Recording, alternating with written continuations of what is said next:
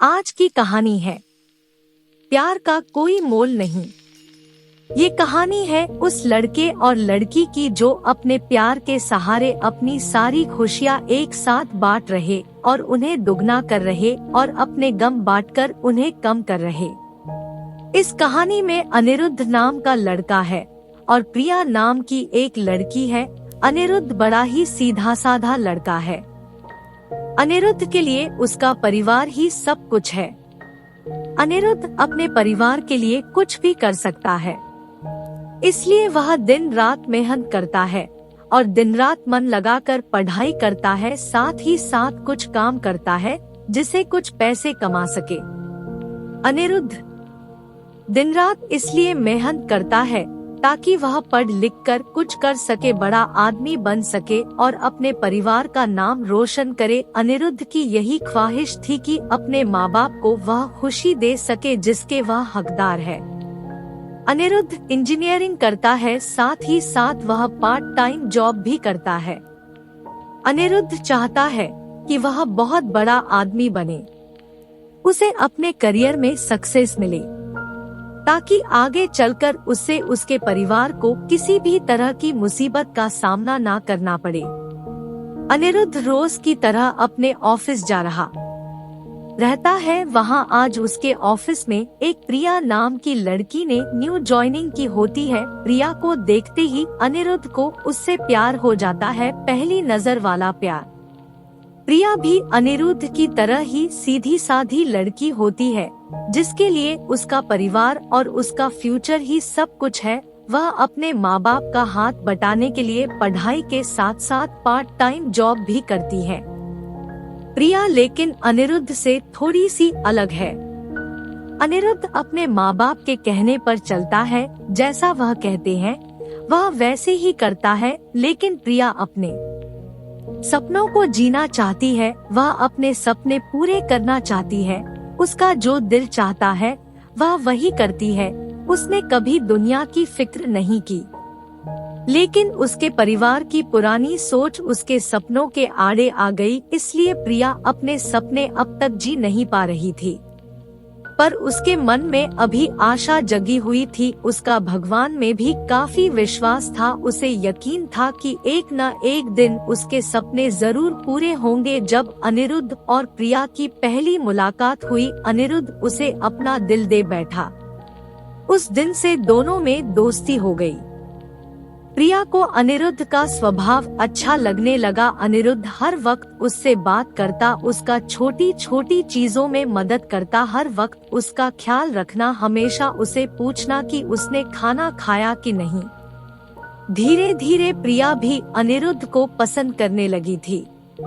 फिर एक दिन अनिरुद्ध ने प्रिया से अपने प्यार का इजहार किया और प्रिया ने भी हाँ कह दी, क्योंकि प्रिया को भी प्यार चाहिए था। वह हमेशा अकेली थी, अंदर से उसे कभी इतना प्यार नहीं मिला किसी से, और ना ही किसी ने कभी उसकी परवाह की। अनिरुद्ध का ऐसा स्वभाव प्यार भरा और परवाह करने वाला देखकर प्रिया ने उसके प्यार को कबूल किया और अपने प्यार का भी इजहार किया। इसी तरह दोनों एक साथ घूमते मिलते, एक दूसरे से बातें करते और अपने प्यार के खुशियों के पल समेटते रहे। प्यार में मीठी तकरार तो होती है।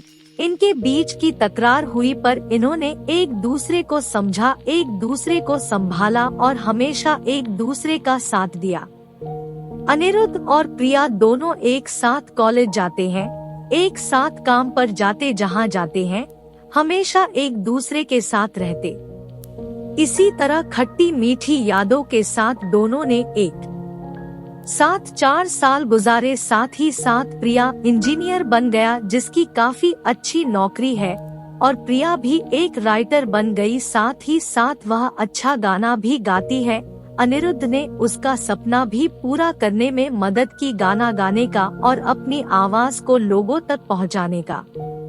इतना समय साथ गुजारने के बाद दोनों के बीच में प्यार बहुत गहरा हो गया। दोनों एक दूसरे के बिना अब जी नहीं सकते थे। दोनों एक दूसरे के दिल की धड़कन बन चुके थे। दोनों ने सोचा कि वह अब अपने अपने परिवार वालों को उनके रिश्ते के बारे में बताएंगे। जब दोनों ने यह बात अपने घर में बताई तब दोनों के ही परिवार वालों ने इस रिश्ते से इनकार कर दिया। इनके दोनों एक कास्ट के नहीं थे, दोनों अलग अलग कास्ट के थे। उनके परिवार वालों को यह मंजूर नहीं था कि उनके बच्चे उनके खिलाफ जाकर, बिरादरी के खिलाफ जाकर, अपनी कास्ट के खिलाफ जाकर किसी और से शादी करें। उन दोनों के परिवार वालों ने उनका मिलना, फोन पे बात करना सब बंद करा दिया।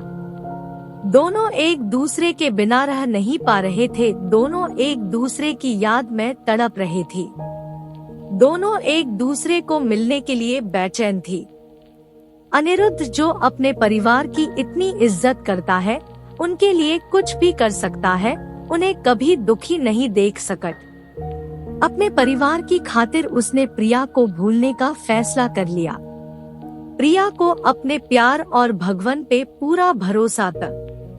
उससे यकीन था कि वह एक न एक दिन जरूर अनिरुद्ध के साथ होगी, इसलिए उसने कभी हिम्मत नहीं हारी। उसने बहुत कुछ किया अनिरुद्ध को पाने के लिए। रोज सुबह शाम वो भगवान से प्रार्थना करती, रोज अपने माँ बाप से कहती कि उसने कभी भी उनकी कोई बात नहीं टाली, किसी चीज के लिए उसने ना नहीं कहा। बस अपनी जिंदगी का फैसला वो खुद करना चाहती थी, क्योंकि वो जानती थी कि उसकी खुशी अनिरुद्ध के साथ है और किसके साथ नहीं। प्रिया अकेले ही अपने प्यार के लिए लड़ी, उम्मीद कायम रखी, भगवान पे भरोसा रखा और एक दिन उसके परिवार वाले मान गए। काफी कुछ प्रिया ने सहा, काफी गिले शिकवे हुए, नाराजगी हुई, लेकिन आखिर में सच्चे प्यार की जीत हुई। किसी तरह अनिरुद्ध को भी प्रिया ने मन लिया। उन दोनों के प्यार के वास्ते और उनके साथ को देखकर उनके परिवार वाले राजी हो गए इस रिश्ते के लिए।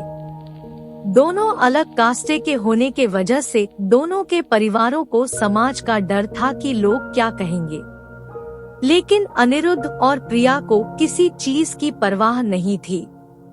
दोनों ये बात अब समझ चुके थे कि उनके प्यार के सामने कोई चीज बड़ी नहीं, वो अपने प्यार के सहारे कोई भी लड़ाई लड़ सकते हैं और जीत सकते हैं।